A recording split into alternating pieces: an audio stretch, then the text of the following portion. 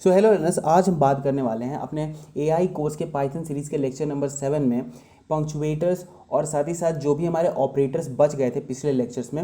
जैसे कि ऑपरेटर्स में हमारे पास एंटिटी ऑपरेटर्स बच गए थे, उसके बाद हमारे पास लॉजिकल ऑपरेटर्स बच गए थे, बिटवाइज ऑपरेटर्स बच गए थे। इन सारी चीज़ों के बारे में आज हम डिस्कस करने वाले हैं। याद रखिएगा, इस लेक्चर में मैं मेंबरशिप ऑपरेटर्स के बारे में डिस्कशन नहीं करने वाला, बिकॉज ये जो है ये आप जब थोड़ा सा एडवांस डेटा टाइप्स पढ़ लोगे, एडवांस डेटा स्ट्रक्चर्स पढ़ लोगे, तो वहाँ पर इस चीज़ को बताना मेरे लिए ईजी होगा। अभी आप इस चीज़ को यहीं पर रहने दो। हम जब लिस्ट पढ़ लेंगे, टपल्स पढ़ लेंगे, तो उस टाइम पर हम मेंबरशिप ऑपरेटर्स को भी देखेंगे। तो सबसे पहले हम लोग टोकन से बात करते हैं। तो हमने देख लिया है कि टोकन्स क्या होते हैं, और टोकन्स में हमने बेसिकली कीवर्ड्स देख लिया कि कीवर्ड्स क्या होता है, आइडेंटिफायर्स क्या होता है, लिटरल्स क्या होता है। ऑपरेटर्स और पंक्चुएटर्स ये दो हमारा बचा हुआ है, जिसे आज हम फिनिश करेंगे। तो सबसे पहले हमारा ऑपरेटर्स चल रहा था, जिसमें हमने arithmetic operator, assignment operator, relational identity operator से लेकर के यहाँ से हमें डिस्कस करना है, और ये बाकी के ऊपर के 3 ऑपरेटर्स हमने डिस्कस कर लिया है। ध्यान रखेंगे कि ये सारा जो भी डेफिनेशंस है, चाहे वो टोकन्स के बारे में हो या फिर अलग अलग जो भी टोकन्स हैं या फिर हमारे ऑपरेटर्स हो, ये सब कुछ मैंने पहले बता रखा है, तो आप वहाँ से इसे कवर अप करें। अब हम आगे बढ़ेंगे आज आइडेंटिटी ऑपरेटर्स के साथ। तो आइडेंटिटी ऑपरेटर्स क्या होते हैं? देखिए, there are 2 identity operators. Identity operators basically किसी के आइडेंटिटी को बताते हैं। देखिए, आइडेंटिटी ऑपरेटर समझने से पहले एक आईडी फंक्शन का यूज समझ लेते हैं। देखिए, कोई भी वेरिएबल जैसे मैंने किया x = 7, तो आपको भी पता है कि जब मैं x में 7 असाइन कर रहा हूँ तो उस टाइम क्या होता है, ये आपने मेरे पिछले लेक्चर से समझा होगा कि यहाँ पर एक 7 ऑब्जेक्ट होता है जिसका एक सर्टेन एड्रेस होता है। सपोज 216 एड्रेस है। इस एड्रेस पर ये 7 ऑब्जेक्ट जो है वो पहले से प्रेजेंट है। जब हम x = 7 करते हैं तो x क्या करता है, x इस चीज़ को, इस ऑब्जेक्ट को रेफरेंस करना स्टार्ट कर देता है।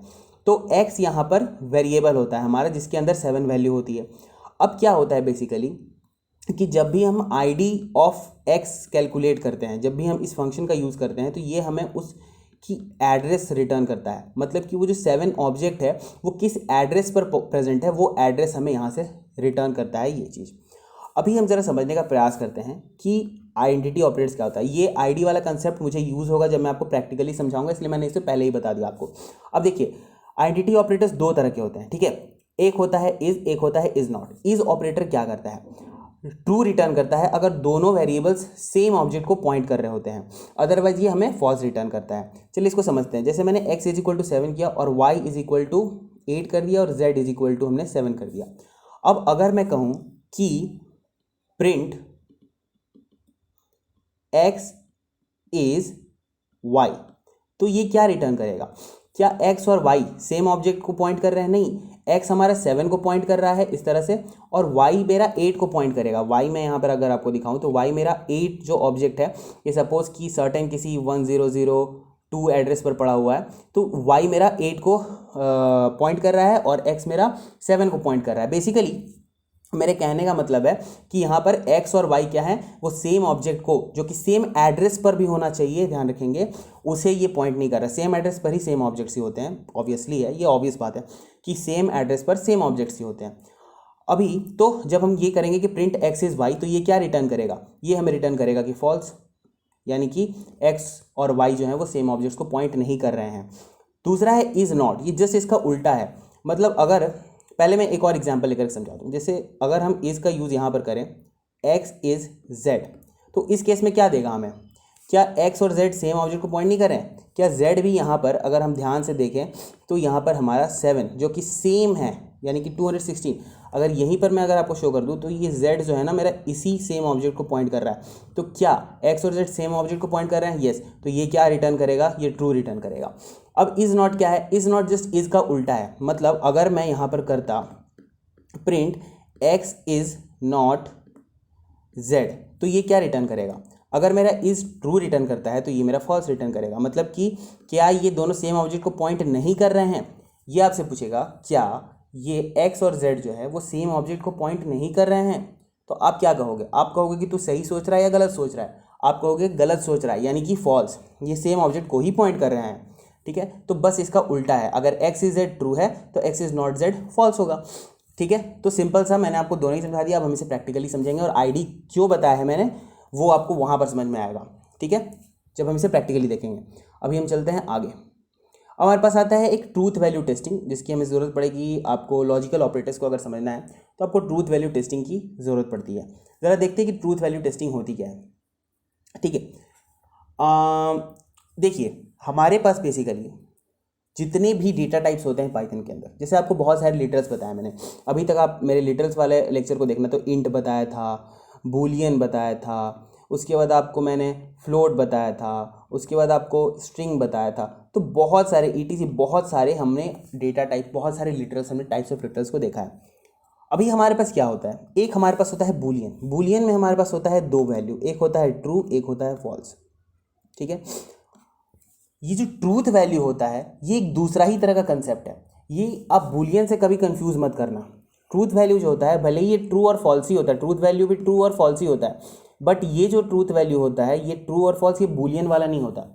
किसी भी चीज़ को पाइथन जो होता है वो इंटरनली कैटेगराइज करता है उसके ट्रूथ वैल्यू के अकॉर्डिंग, कि वो जो वैल्यू है वो क्या है, उसकी ट्रूथनेस वैल्यू क्या है, उसकी ट्रूथ वैल्यू क्या है। लाइक आपको एक एग्जांपल से समझाता हूँ। सपोज आपने स्ट्रिंग तो पढ़ रखा होगा। अब हमारे पास पाइथन जो है वो पाइथन स्ट्रिंग्स को, जितने भी स्ट्रिंग्स हैं उन सबको दो कैटेगरीज में ही क्लासीफाई करता है। एक हो गया हमारा एम्प्टी स्ट्रिंग, जिसके अंदर कुछ भी नहीं है। दूसरा हो गया हमारा कुछ भी लिखा हुआ स्ट्रिंग, जैसे कि ABC, इस तरह का कोई भी स्ट्रिंग। तो ये जो दो स्ट्रिंग्स हैं, ये हमारे क्या हैं, इनका अलग अलग ट्रूथ वैल्यू होता है। रेस्ट जितने भी स्ट्रिंग्स हैं इस एम्प्टी स्ट्रिंग के अलावा, एम्प्टी स्ट्रिंग के अलावा जितने भी रेस्ट स्ट्रिंग्स हैं, जितने भी आप स्ट्रिंग्स सोच सकते हो, वो सारे के सारे स्ट्रिंग्स क्या हैं, उनकी ट्रूथ वैल्यू जो होती है वो होती है ट्रू। यानी कि उस स्ट्रिंग वो एम्प्टी नहीं है। देखो, ट्रूथ वैल्यू समझने में लोगों को कई बार दिक्कत होता है। एक सिंपल से भाषा में मैं आपको समझाता हूँ, सिंपल से लैंग्वेज में मैं आपको समझाता हूँ कि ट्रूथ वैल्यू क्या होती है। अगर कोई भी डेटा टाइप एम्प्टी है, खाली है, उसकी एम्प्टीनेस को बताती है। अगर वो एम्प्टी है तो उसकी ट्रूथ वैल्यू क्या होगी, फॉल्स होगी। और फॉल्स के नीचे टी वैल्यू लिख रहा हूँ। क्यों टी वैल्यू लिख रहा हूँ, क्योंकि ये ट्रूथ वैल्यू है। ट्रू के नीचे भी टी वैल्यू लिख रहा हूँ क्योंकि ये ट्रूथ वैल्यू है। ये इंटरनल कैटेगराइजेशन है कि कोई भी चीज़ एम्प्टी है या नहीं है। ये वो ट्रूथ वैल्यू नहीं है, ट्रू और फॉल्स वाला, ये सही गलत वाला उस टाइप का ट्रूथ वैल्यू नहीं है, लॉजिकल कोई वैल्यू नहीं है। ये बस मैं अलग सा एक इंटरनली पाइथन कैटेगराइज करता है, फॉल्स या ट्रू। वो चीज़ मैं आपको यहाँ पर एक्सप्लेन करने का प्रयास कर रहा हूँ, आप भी ध्यान से सुने। तो अब कोई भी चीज़ अगर एम्प्टी होगी तो उसकी ट्रूथ वैल्यू होगी फॉल्स। कोई भी चीज़ में अगर कुछ भी प्रेजेंट है तो उसकी ट्रूथ वैल्यू होगी ट्रू। ठीक है, ये आपको समझ में आ गया होगा। तो ट्रूथ वैल्यू मतलब क्या, एम्प्टीनेस को चेक करना कि क्या एम्प्टी है या नहीं है। जैसे ये स्ट्रिंग यहाँ पर एम्प्टी थी तो आ जाएगा ट्रूथ वैल्यू फॉल्स। अगर ये स्ट्रिंग एम्प्टी नहीं होती, अगर इस स्ट्रिंग में कुछ भी होता, तो उस केस में इसकी वैल्यू हो जाती ट्रू। तो अब क्योंकि मैं ये कहा ना कि बूलियन का बूलियन का ट्रू और फॉल्स जो है वो इस ट्रूथ वैल्यू के ट्रू और फॉल्स से डिफरेंस है, तो इसीलिए मैंने इसको अलग तरह से रिप्रेजेंट किया, इस तरह से फॉल्स और नीचे में सबस्क्रिप्ट में टी वैल, उसी तरह से इसका ट्रू और नीचे में सबस्क्रिप्ट में टी वैल। तो ये ट्रूथ वैल्यू का कंसेप्ट था। ठीक है, अभी मैंने आपको एकदम सिंपली समझाया है, यहाँ पर कोई कंफ्यूज नहीं होना है। मैं इसमें बहुत डेप्थ में नहीं जा रहा हूँ, बस आपको एक जस्ट बेसिक सा आइडिया, रफ आइडिया दे रहा हूँ ताकि आपको क्लैरिटी बनी रहे। अदरवाइज ये तो बहुत कोई नहीं बताता, मैं चाहता तो इसे पार भी कर सकता था, बट मैंने आपको एक बेसिक सा टच दे दिया कि ये ट्रूथ वैल्यू होता क्या है। अब देखिए, values with truth value is false. अब आप सिंपल समझो, एकदम सिंपल सी भाषा में मैं आपको यहाँ पर बाकी चीज़ समझाता हूँ। देखो यहाँ पर क्या बोल रहा है कि values with truth values as false. कौन कौन से वैल्यूज हैं जिनका ट्रूथ वैल्यू फॉल्स है, तो बूलियन जो है, बूलियन का फॉल्स, उसकी भी ट्रूथ वैल्यू क्या होती है, फॉल्स होती है। यानी कि यहाँ पर हो गया फॉल्स टी वैल, मतलब इसकी भी ट्रूथ वैल्यू क्या होगी, फॉल्स होगी। Zero of any numeric type, किसी भी न्यूमेरिक टाइप, चाहे वो इंटीजर का जीरो हो, फ्लोटिंग का जीरो हो या कॉम्प्लेक्स नंबर का जीरो हो, ये सब के सब क्या होते हैं, ये सब की ट्रूथ वैल्यू क्या होती है, फॉल्स होती है। ये सब की ट्रूथ वैल्यू क्या होती है, फॉल्स होती है। कोई भी एम्प्टी सीक्वेंस, चाहे वो लिस्ट हो, चाहे टपल्स हो, चाहे वो लिस्ट हो, चाहे वो टपल्स हो, चाहे वो लिस्ट हो, चाहे वो इवन एम्प्टी मैपिंग डिक्शनरी भी जो होती है वही क्यों ना हो, सब का सब क्या होता है, वो फॉल्स ही शो करता है। तो ये हो गया कुछ एग्जाम्पल्स कुछ एग्जाम्पल्स उन वैल्यूज़ की जिनकी ट्रूथ वैल्यू क्या होती है, फॉल्स होती है। अब कुछ ऐसे भी वैल्यूज़ होती हैं जिनकी ट्रूथ वैल्यू ट्रू होती है, तो all other values are considered true. जितने भी अदर वैल्यूज है वो कंसिडर ट्रू है। अब मैं आपसे कुछ क्वेश्चंस करता हूँ, जैसे क्वेश्चन ए, क्या ये इसकी ट्रूथ वैल्यू क्या होगी, क्वेश्चन बी 0J इसकी ट्रूथ वैल्यू क्या होगी, क्वेश्चन सी ये जो बूलियन डेटा टाइप है इसकी ट्रूथ वैल्यू क्या होगी, और ऑप्शन डी मैं आपसे पूछता हूँ इसकी ट्रूथ वैल्यू क्या होगी। इसमें कुछ भी नहीं है, एम्प्टी है, खाली है। ऑप्शन सी, ये जो लिस्ट है, लिस्ट अब मैं आपको बाद में बताऊंगा, बट इतना आप अभी समझ लो कि ये भी एम्प्टी है, ये भी एम्प्टी है, और ये भी एम्प्टी है, इसमें भी कुछ नहीं है, ठीक है। ऑप्शन डी, ऑप्शन डी में मैं दे देता हूँ नन। ओके, यहाँ देखो, यहाँ पे आपको नन भी दिख रहा होगा। नन मैंने आपको बताया है लिटरल्स में एक स्पेशल लिटरल होता है नन। नन मतलब नथिंग, कुछ नहीं। तो ये भी, अब ये भी क्या होता है, इसकी भी ट्रूथ वैल्यू क्या होती है, फॉल्स ही होती है। तो आप यहाँ से देख सकते हो, कुछ मैंने आपको क्वेश्चंस दिए हैं, आप इन क्वेश्चंस को कर लो और कमेंट सेक्शंस में मुझे बताना कि इसके आंसर्स क्या क्या हैं, या फिर मैं ही बता देता हूँ आपको। सिंपल, क्यों उतना कॉम्प्लेक्स किया जाए। आप लोग पहले से पॉज करो वीडियो को और ट्राई करो कि क्या है क्या नहीं है। बहुत सिंपल सी चीज़ है। इसका ट्रूथ वैल्यू क्या होगा आपको भी पता है, फॉल्स होगा। लेकिन ध्यान रखना, हमेशा ट्रूथ वैल्यू के लिए टी वैल्यू नीचे में सब्सक्रिप्ट लिख देना। 0J का भी फॉल्स ही होगा, इसका भी फॉल्स ही होगा, इसका भी फॉल्स ही होगा, और इस सब का फॉल्स होगा। यहाँ पर मैंने कोई भी ऐसा नहीं दिया जिसका ट्रू होगा। अगर मैं ट्रू का एग्जाम्पल लूँ तो यहाँ पर हो जाएगा 1, ये ट्रू है। ई के बाद एफ में देता हूँ आपको, सपोज मैं देता हूँ यहाँ पर, okay let me show you something, some number,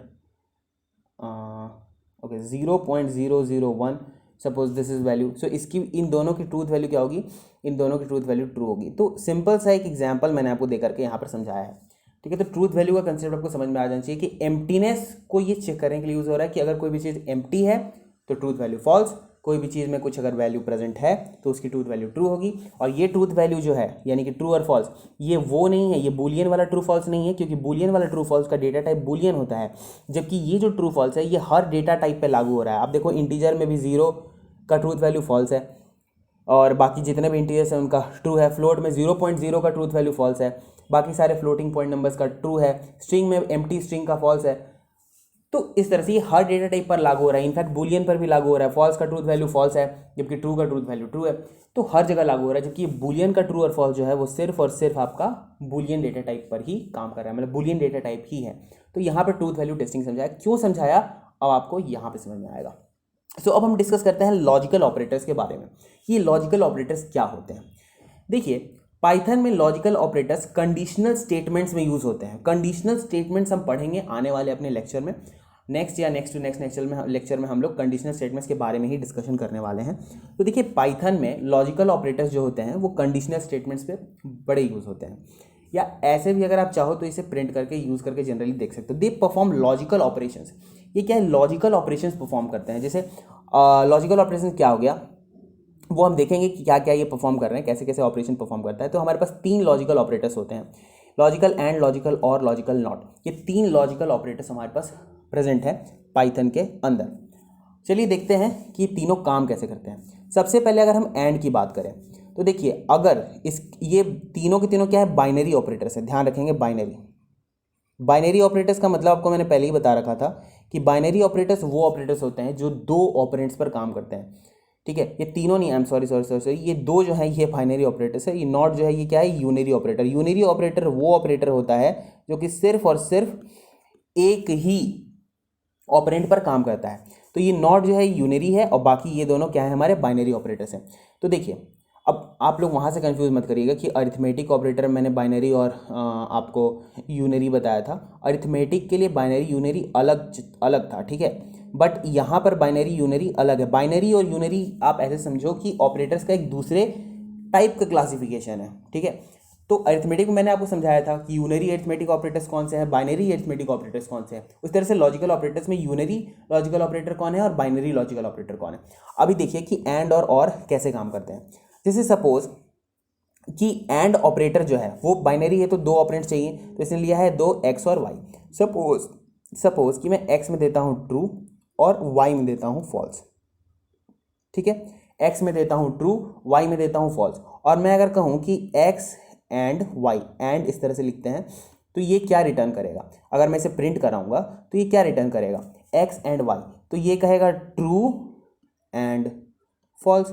अभी आप देखो यहाँ से, ये ट्रू तभी रिटर्न करता है जब दोनों ऑपरेंड्स इसके ट्रू हों। तो क्या दोनों ऑपरेंड्स यहाँ पर ट्रू है? नहीं, एक ऑपरेंड ट्रू है बट एक ऑपरेंड ट्रू नहीं है। तो इस टाइम ये क्या रिटर्न करेगा? ये रिटर्न करेगा हमारा फॉल्स।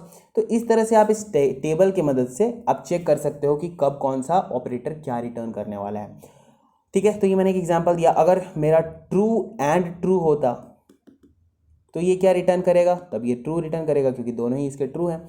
अगर ये फॉल्स एंड फॉल्स होता तो ये क्या रिटर्न करता? तो ये फॉल्स रिटर्न करता क्योंकि एक भी ट्रू नहीं है, दोनों ट्रू होने चाहिए।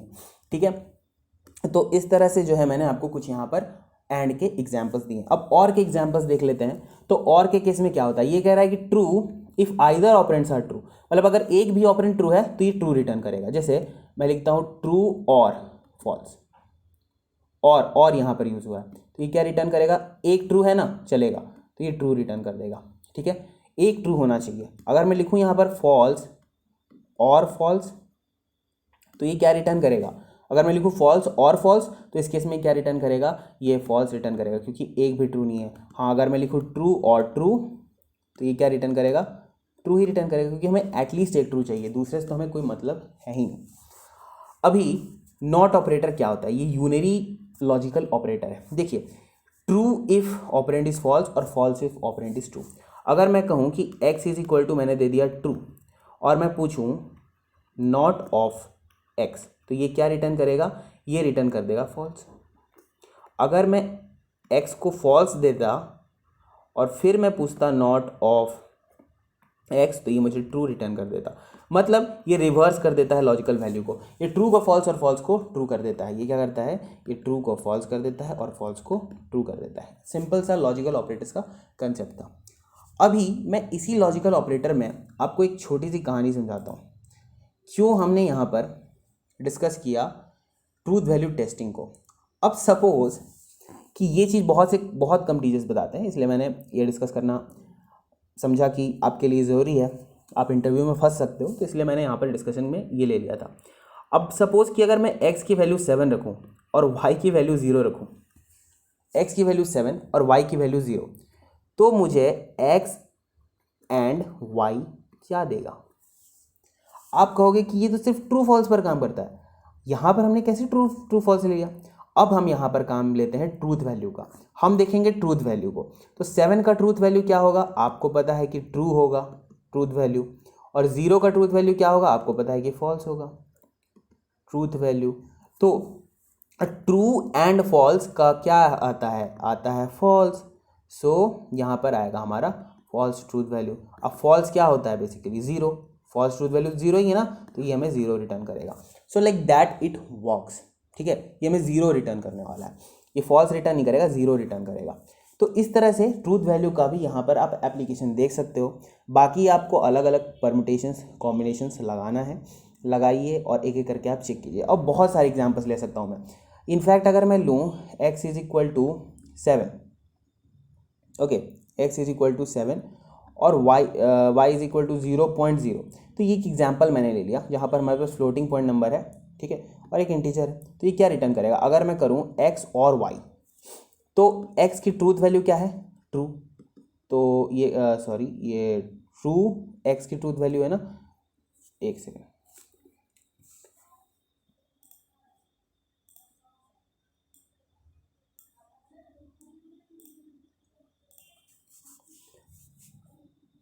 तो यहाँ पर x की ट्रूथ वैल्यू क्या है? x की ट्रूथ वैल्यू है ट्रू, ट्रू टी वैल, और y की ट्रूथ वैल्यू क्या है? False, false T well.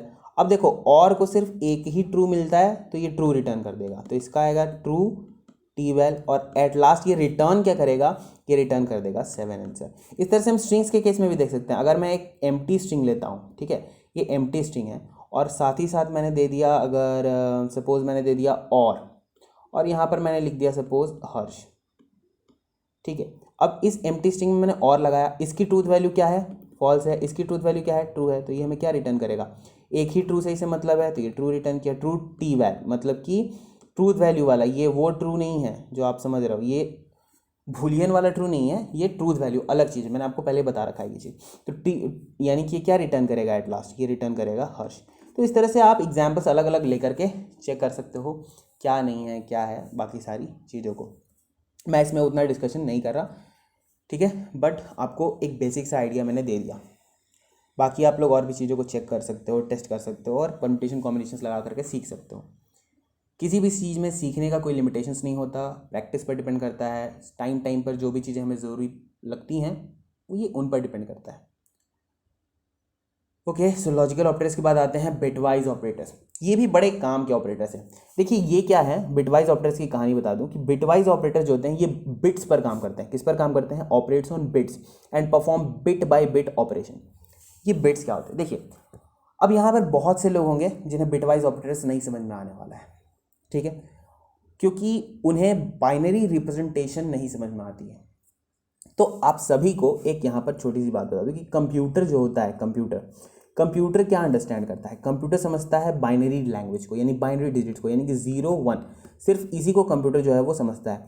तो क्या है कि दुनिया में कोई भी, मतलब जितनी भी चीज़ों को, जितने भी कैरेक्टर्स को हम यूज़ करते हैं, चाहे वो A to Z हो, चाहे वो 1 to इन्फिनिटी, जितने भी, इन्फिनिटी नहीं कह सकते, इट्स नॉट गुड, बट समझाने के लिए आपको बोला कि 1 से कितने भी नंबर्स हो या कोई भी फ्लोटिंग पॉइंट नंबर्स हो, ये सारे के सारे क्या होते हैं? 0 और 1 के टर्म्स में रिप्रेजेंट होते हैं। और तब ये कंप्यूटर जो है वो अंडरस्टैंड करता है। ये सब कंपाइलर्स, इंटरप्रेटर्स और असेंबलर की कहानी है जो कि आपको पता होनी चाहिए। ये मैंने अपने फर्स्ट सेकंड लेक्चर में ही डिस्कस कर रखा है, आप वहाँ पर चेक कर सकते हैं। तो कंप्यूटर क्या है, वो 0 और 1 की लैंग्वेज को ही समझता है। अभी ये जो बिटवाइज ऑपरेटर्स हैं ये भी क्या करते हैं कि 0 1 पर ही काम करते हैं, यानी कि सिर्फ और सिर्फ ये बिट्स पर काम करते हैं। ये 0 और 1 है ना, इन्हीं को बिट्स कहा जा रहा है, 0 और 1 को ही बिट कहा जाता है, ठीक है। तो ये बिट पर काम करते हैं और bit by bit operation perform करते हैं। एक एग्जाम्पल लेकर समझाता हूँ। जो 2 है, 2 एक नंबर है, ठीक है, डेसिमल नंबर है, ठीक है, डेसिमल नंबर है। मैंने अगर इसका बाइनरी रिप्रेजेंटेशन आपसे पूछा तो बाइनरी रिप्रेजेंटेशन है कि 0 1 के फॉर्म में जो कंप्यूटर समझता है वो रिप्रेजेंटेशन कौन सा होगा? 1 0 होता है। 3 का 1 1 होता है, ठीक है। ये कैसे कैलकुलेट करते हैं ये आपको आना चाहिए, पहले से पता होना चाहिए। अगर नहीं पता है तो इस पर मैं एक अलग वीडियो लाऊंगा। इस वीडियो में मैं इन सारी चीज़ों को नहीं डालना चाहता, वरना बहुत बड़ा वीडियो बन जाएगा। ऐसे देखता हूँ ठीक है। तो 2 का यहाँ पर 1 0 हो गया, 3 का 1 1 हो गया। अब मैं अगर करूँ 2 and 3, यहाँ ध्यान दीजिएगा, पहला ऑपरेटर मैं लेकर चल रहा हूँ एंड ऑपरेटर। इसको कहते हैं बिटवाइज एंड, और इस तरह से ये काम करता है, ठीक है। बाइनरी ऑपरेटर ही है, सिर्फ ये यहाँ पर यूनरी ऑपरेटर है। ये यूनरी बाइनरी का कंसेप्ट मैंने अपने पिछले ऑपरेटर वाले लेक्चर में बता रखा है, तो जिन्हें नहीं समझ में आ रहा हो वो कृपया पीछे वाला लेक्चर जो है वो देख लें। अभी यहाँ पर देखिए बाइनरी ऑपरेटर 2 and 3, तो 2 मतलब 1 0 एंड 3 मतलब क्या हो गया? सॉरी 1 1, ये हो गया। तो मैं अगर इसे ऐसे लिखूँ 1 1 और यहाँ पर हमने एंड लगा दिया। अब ये क्या करेगा? ये बिट्स पर काम कर रहा है, यानी कि देखो बिटवाइज मतलब बिट रिप्रेजेंटेशन है, ये 2 का, ये 3 का, और ये बिट बाय बिट काम कर रहा है। तो बिट बाय बिट मतलब पहले 0 1 को इसने लिया, 0 1 को पहले ये लेगा, चेक करेगा 0 1 पे एंड। तो आप 0 को यहाँ पर फॉल्स समझो और 1 को ट्रू समझो, मतलब समझो, ऐसा नहीं है कि वो तो 0 1 ही समझता है, वो फॉल्स ट्रू थोड़ा ही समझ रहा है। तो 0 1 को आप फॉल्स और ट्रू के हेल्प से समझो। अब देखो कि अगर मैं कहूँ कि ट्रू और फॉल्स के बीच में, मैंने लॉजिकल में बताया था, तो 0 और 1 का ध्यान रखना, ये जो बिटवाइज एंड ऑपरेटर है ये कब ट्रू देता है? सॉरी, ट्रू की बात ही नहीं कर रहा मैं यहाँ पर, इसे ट्रू बोल के कंफ्यूज नहीं करना।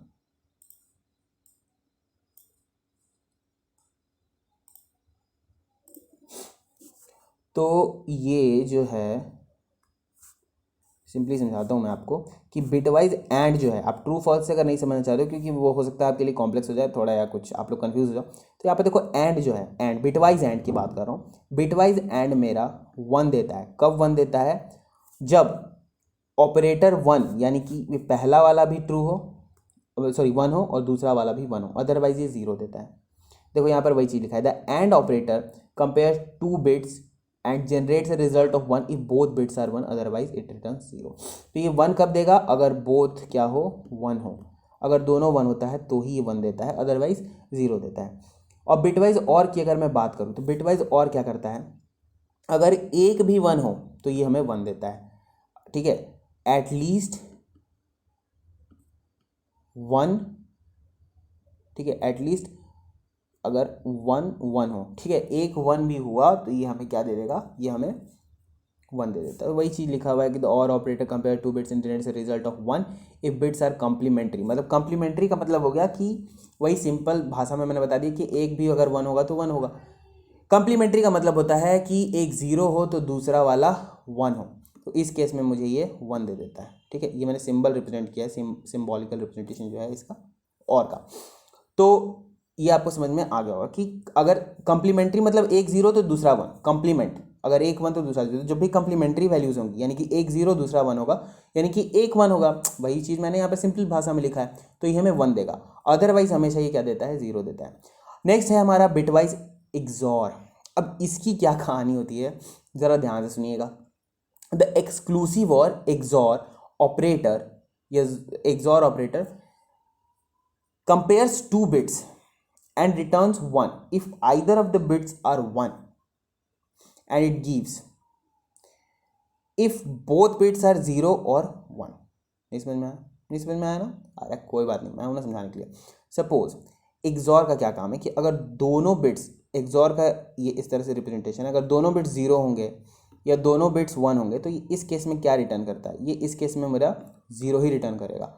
अगर ऐसा हुआ तो मेरा क्या होगा, ये आइदर ये 0 रिटर्न करेगा, सॉरी इस केस में ये 1 ही रिटर्न करेगा हमेशा, 0 1 के केस में।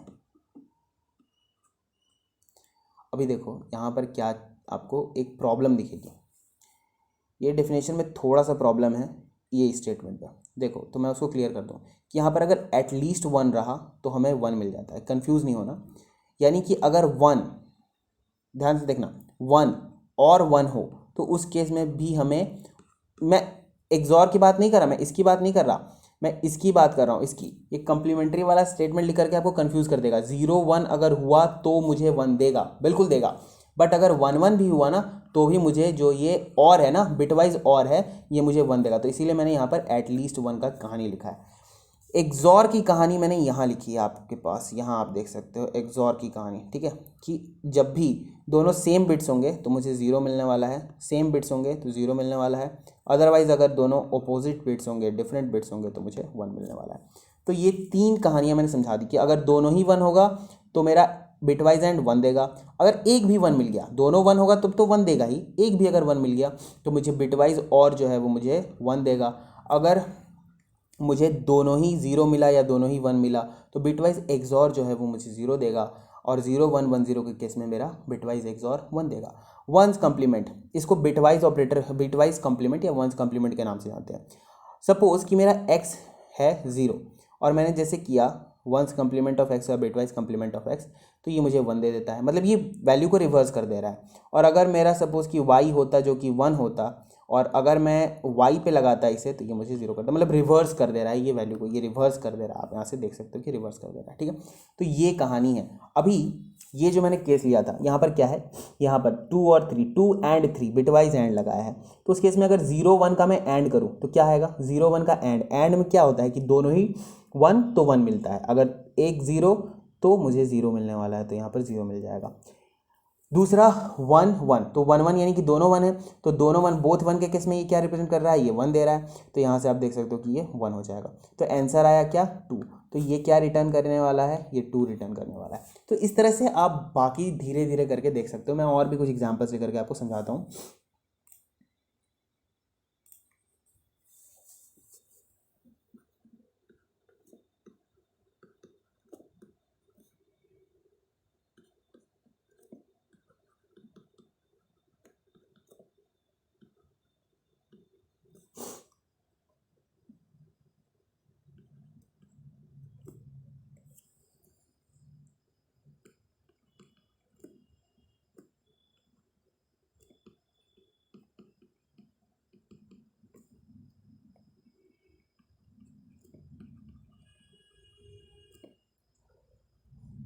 तो यहाँ पर मैंने इजी लैंग्वेज में लिख दिया कि एंड जब दोनों ही 1 होगा तो ही 1 देगा। एटलीस्ट अगर एक भी 1 मिल गया तो हमें और जो है वो 1 देने वाला है। अगर दोनों अपोजिट हुए, मतलब 1 0 0 1 का केस हुआ तो 1 मिलने वाला है एक्सॉर के केस में, और रिवर्स वाले में तो 1 को 0 कर देगा और 0 को 1 कर देगा, सिंपल। अब मैं आपसे कुछ एग्जाम्पल्स लेकर के डिस्कशन स्टार्ट करता हूँ। एक मैं एग्जाम्पल लेता हूँ, सपोज 8 8 और ज़ीरो का, 8 बिटवाइज और ज़ीरो, तो 8 का बाइनरी रिप्रेजेंटेशन आप कर लेना 1000, ज़ीरो का बाइनरी रिप्रेजेंटेशन होगा ये, ठीक है। तो ये हो गया 1000, ये हो गया 1234, ये 4 ज़ीरो हो गया, ये 1000 हो गया। यहाँ पे मैंने किया और, तो सबसे पहले मुझे पता है कि और को एक वन चाहिए तो मुझे वन दे देगा, तो यहाँ पे एक भी वन नहीं है तो ज़ीरो, एक भी वन नहीं है ज़ीरो, एक भी वन नहीं है ज़ीरो, एक वन है तो वन, तो इसका फाइनल आंसर क्या आएगा, इसका फाइनल आंसर आएगा 8। इसी तरह से हम बहुत सारे एग्जांपल्स ले सकते हैं, लाइक मैं एक एग्जांपल लेता हूँ 10 ओके 10 एक्सॉर, इस बार मैं एक्सॉर का एग्जांपल ले रहा हूँ, 10 एक्सॉर सपोज ले लेते हैं 11, ठीक है। तो 10 का रिप्रेजेंटेशन बाइनरी 1010 होता है और 11 का होता है 1011, और जैसे मैंने किया एक्सॉर, तो यहाँ पर देखो एक्सॉर में क्या होता है, 0 1 पे 1 देता है, अगर सेम मिला तो 0 मिल जाएगा, तो 1 1 0, यहाँ भी 0, यहाँ भी 0, तो इसका आंसर क्या आया, 1 आया, तो इसका आंसर आया 0 1, यानी कि मतलब 0 1 नहीं, आप कह सकते हो कि 0 1, दो डिजिट में अगर मैं रिप्रेजेंट करूँ तो इसका आंसर आया 1। तो इस तरह से जो है बेसिकली आप यहाँ पर देख सकते हो कि किस तरह से ये सारे ऑपरेटर्स काम कर रहे हैं। बाकी आपको सब कुछ बताया जा चुका है। अब यहाँ पर एक कंसेप्ट आता है जो मैं आपको बता ही देता हूँ। अगर आपको बाइनरी कन्वर्जन नहीं आता, बाइनरी कन्वर्जन मतलब कि अगर आपको कन्वर्जन करने नहीं आता डेसिमल टू बाइनरी या बाइनरी टू डेसिमल, वो चीज़ मैंने एक इसके पहले एक छोटा सा लेक्चर डाला है जिसमें आप उस चीज़ को समझ सकते हो, ठीक है। तो अब हम आगे बढ़ते हैं। नेक्स्ट हमारे पास ऑपरेटर प्रेसिडेंस एंड एसोसिएटिविटी। ध्यान देना, मैंने मेंबरशिप ऑपरेटर नहीं बताया। मेंबरशिप ऑपरेटर ना बताने का रीज़न था मेरे पास, और रीज़न ये है कि मेंबरशिप ऑपरेटर आप जब लिस्ट टपल्स ये सब पढ़ लोगे तो वहाँ पर मैं उसके बाद बता दूंगा, कोई प्रॉब्लम नहीं है। Operator precedence and associativity, operator precedence and associativity की बात करते हैं। देखिए, जब भी कोई एक एक्सप्रेशन आपको मिल जाए या स्टेटमेंट आपको मिल जाए जिसमें कि बहुत सारे ऑपरेटर्स हों, तो पाइथन उनके ऑर्डर ऑफ एग्जीक्यूशन को कैसे चेक करेगा, ऑपरेटर प्रेसिडेंस के थ्रू चेक करेगा।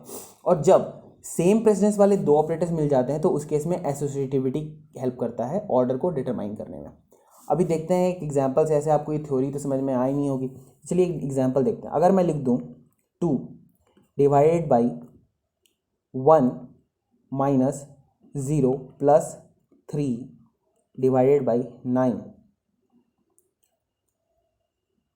मॉड्यूलस 2। अब अगर मैं आपसे कहूँ कि आप इसको सॉल्व करो तो आप कैसे करोगे? अब आप कहोगे कि मैं तो भाई बचपन में मैंने बॉडमास का रूल पढ़ रखा है, मैं वो लगा करके सॉल्व कर दूंगा, जो जैसे होगा वैसे कर लेंगे। ये मॉड्यूलो ऑपरेटर है, ठीक है, ये मॉड्यूलो ऑपरेटर है। बॉडमास का रूल आप लगा करके बिल्कुल सॉल्व कर सकते थे, बट कंप्यूटर को ये बॉडमास का रूल नहीं पता, वो ऑपरेटर प्रेसिडेंस पर काम करता है। तो वो सबसे पहले चेक करेगा प्रेसिडेंस टेबल में कि सबसे ज़्यादा प्रेसिडेंस किसका है, ये प्रेसिडेंस टेबल है। तो उसने देखा कि यहाँ पर सबसे ज़्यादा प्रेसिडेंस मल्टीप्लिकेशन, डिवीजन और इन सब का है।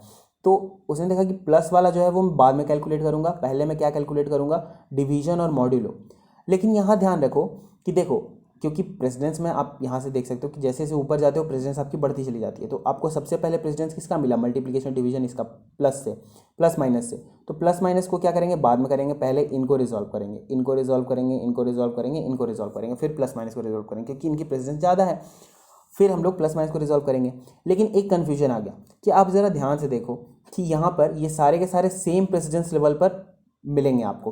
तो अब आप कैसे सोच पाओगे कि आपको कौन सा पहले, ये डिवीजन पहले करना है या ये डिवीजन करना है, ये मॉड्यूलो करना है? तो उसके लिए हमारे पास होता है लेफ्ट टू राइट एसोसिएटिविटी, यहाँ पर दी हुई है। यानी कि जब भी सेम प्रेसिडेंस में कन्फ्यूजन हो, यहाँ पर आप देखो डेफिनेशन में, मतलब जो भी आपको ऊपर में लिखा हुआ स्टेटमेंट, तो एसोसिएटिविटी ही हेल्प करती है। तो वही चीज़ यहाँ पर है कि लेफ्ट टू राइट, यानी कि लेफ्ट टू राइट जाओ, तो लेफ्ट ये है, ये राइट है है ना। आप लेफ्ट टू राइट मूव करो, तो पहले आप इसको सॉल्व करोगे तो आपको मिलेगा 2 माइनस 0 प्लस, माइनस प्लस को अभी आपको कुछ नहीं करना। फिर आप 3 डिवाइडेड बाई 9, 3 डिवाइडेड बाई 9 1/3 होता है। आप उसको अलग से भी कुछ करके देख सकते हो कि क्या ये वैल्यूज़ आ रही हैं, ठीक है। तो 3 डिवाइड बाई आपने 9 किया तो आपको मिला 1/3, दैट इज़ 0.33, इस तरह का कुछ वैल्यू मिला, 0.34 या समथिंग लाइक दैट, 0.33 और उसके बाद आपको क्या है, और फिर आप मॉड्यूलो 2 करोगे, तो मॉड्यूलो 2 जब आप कर लोगे तो मॉड्यूलो 2 आया, ठीक है। अब आप क्या करोगे, 2 माइनस 0 प्लस, जब तक ये पूरा रिजॉल्व नहीं होता आप प्लस माइनस को नहीं सॉल्व कर सकते हो। तो जब आप ये करोगे तो आपका मॉड्यूलो आएगा 0.0 के करीब ही आएगा, ऐसा ही कुछ आएगा, है ना, समथिंग एकदम। मैं अप्रॉक्सीमेट आपको वैल्यू बता रहा हूँ। फिर आप प्लस माइनस करोगे, क्योंकि फिर नेक्स्ट में प्लस माइनस, अब प्लस माइनस में कन्फ्यूजन होगी, प्लस पहले करूँ या माइनस पहले करूँ, ठीक है। यहाँ तो आप कुछ भी कर लो, कोई फर्क नहीं पड़ता, बट अगर सपोज कि यहाँ पर कुछ और वैल्यूज़ होती हैं 2 3 या लाइक दैट कुछ समथिंग, तो मतलब थोड़ा अलग वैल्यूज़ होती 2 3 नहीं, तो उस केस में आपको कन्फ्यूजन हो सकता था, या बहुत बड़ी बड़ी चेन बनी होती है इस तरह के वैल्यूज़ की। तो वहाँ पर आपको दिया हुआ है कि लेफ्ट टू राइट यहाँ भी होगा, तो लेफ्ट टू राइट आप मूव करो, यानी कि 2 - 0 2 + 0, यानी कि 2 आंसर आएगा एट लास्ट। तो इस तरह से ये कंप्यूटर जो है ये रिजॉल्व करता है चीज़ों को ऑपरेटर, प्रेसिडेंस और एसोसिएटिविटी के बेसिस पर, ठीक है। तो आपको, मुझे लग रहा है कि यहाँ पर समझ में आ गया होगा कि प्रेसिडेंस और एसोसिएटिविटी कैसे काम कर रहा है। मैं इस लेक्चर को बहुत लंबा नहीं कर रहा, आपको यहाँ पर एक बेसिक आइडिया दे रहा हूँ कि कैसे काम हो रहा है। अगर आपको सपोज कि चलो एक और एग्जांपल छोटा सा लेकर के समझा ही देता हूँ कि अगर हमारे पास है 8, ओके 8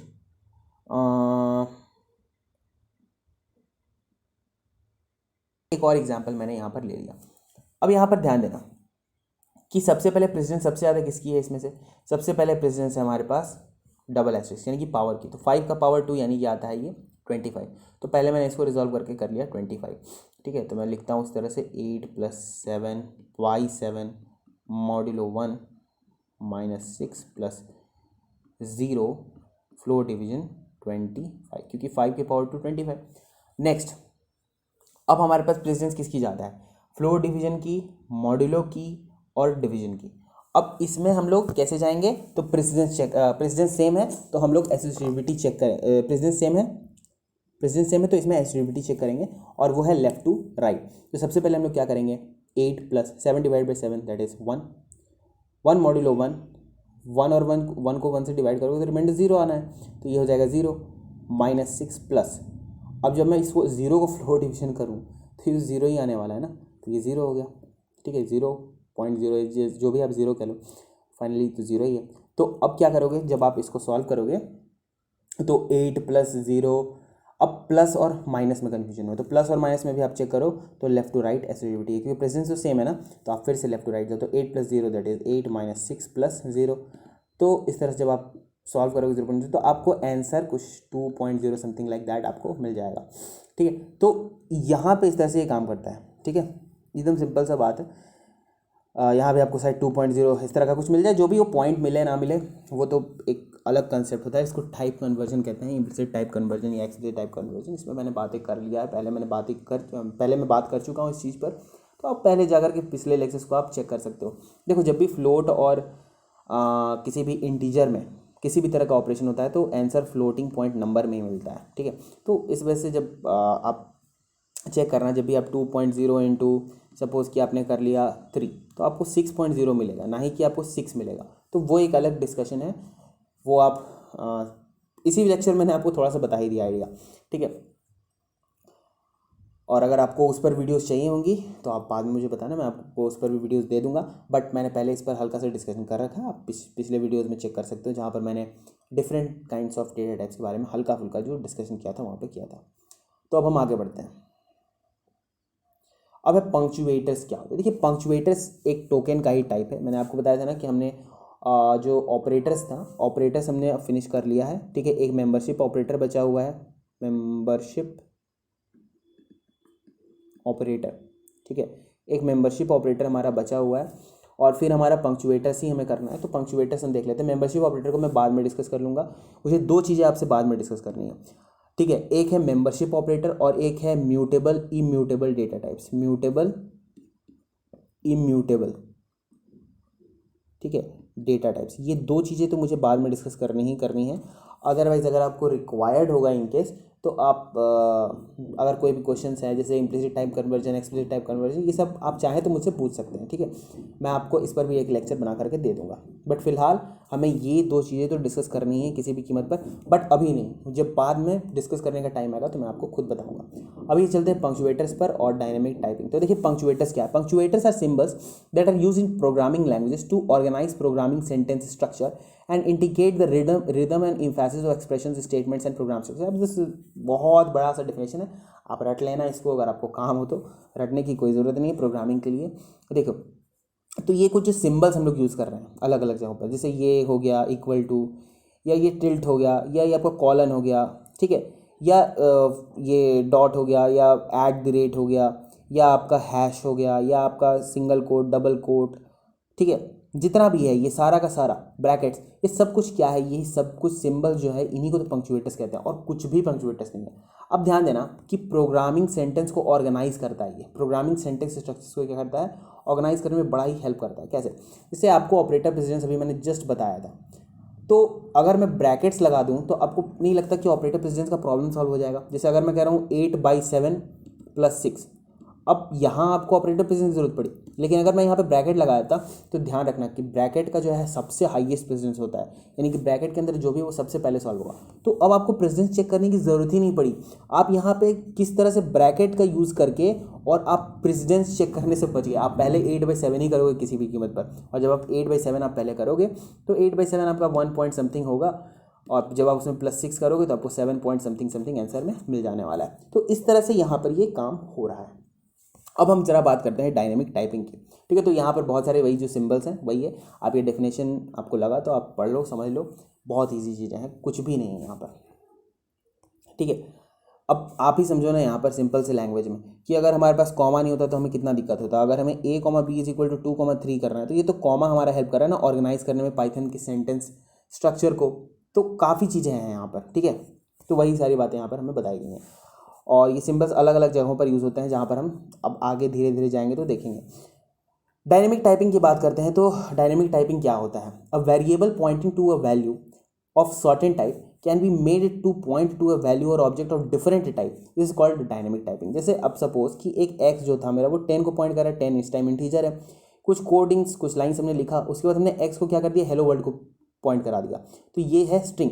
तो कहीं ना कहीं आप देख रहे हो कि एक्स जो मेरा पहले 10 को पॉइंट कर रहा था, 10 नाम के ऑब्जेक्ट को, अब वो मेरा हेलो वर्ल्ड जो है उसको पॉइंट करने लगा।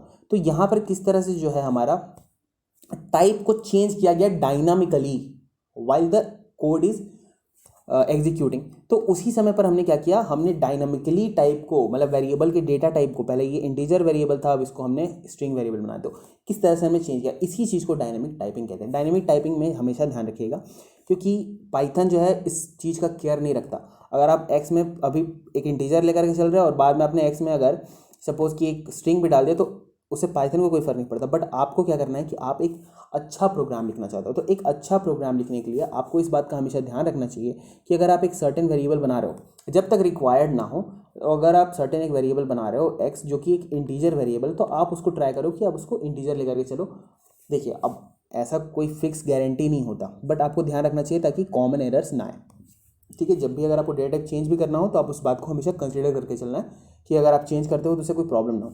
अदरवाइज क्या होता है कि अगर आप सपोज कि एक कैलकुलेशन करो जिसमें x = 10 रखा, कुछ लाइन्स ऑफ कोड आपने लिखा और उसके बाद आपने क्या किया, x = 2 कर दिया, यानी कि 10/2 किया 5 और x में असाइन कर दिया। ये आपको मैंने पहले पिछले ऑपरेटर्स वाले लेक्चर में बता रखा है।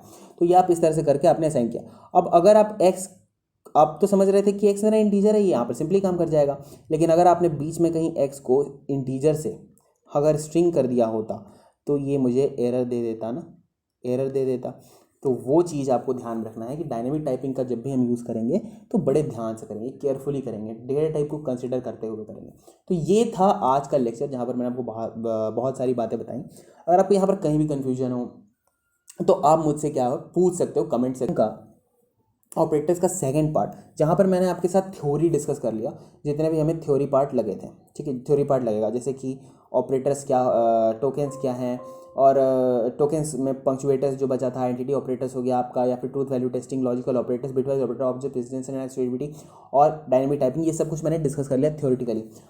In the next upcoming lecture, यानी कि इसका जो नेक्स्ट लेक्चर होने वाला है, वहाँ पर मैं इन्हीं सारी चीज़ों को जो मैंने यहाँ पर आपसे डिस्कस किया है, उन्हीं सारी चीज़ों को मैं प्रैक्टिकली आपको कोड करके समझाऊंगा। देखिए मैं चाहूँ तो इस लेक्चर को भी बड़ा कर सकता हूँ, बट इस लेक्चर को मैं बड़ा नहीं करना चाहता। मैं नेक्स्ट लेक्चर में आपको कोडिंग पार्ट इसका जो है वो वहाँ पर समझाऊंगा, ठीक है।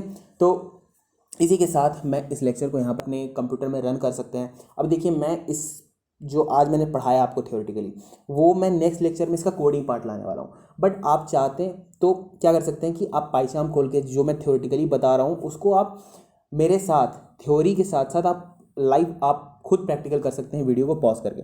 तो अब बिल्कुल उस चीज़ को करें, आप उस चीज़ को भूलें ना कि practice is the key to success.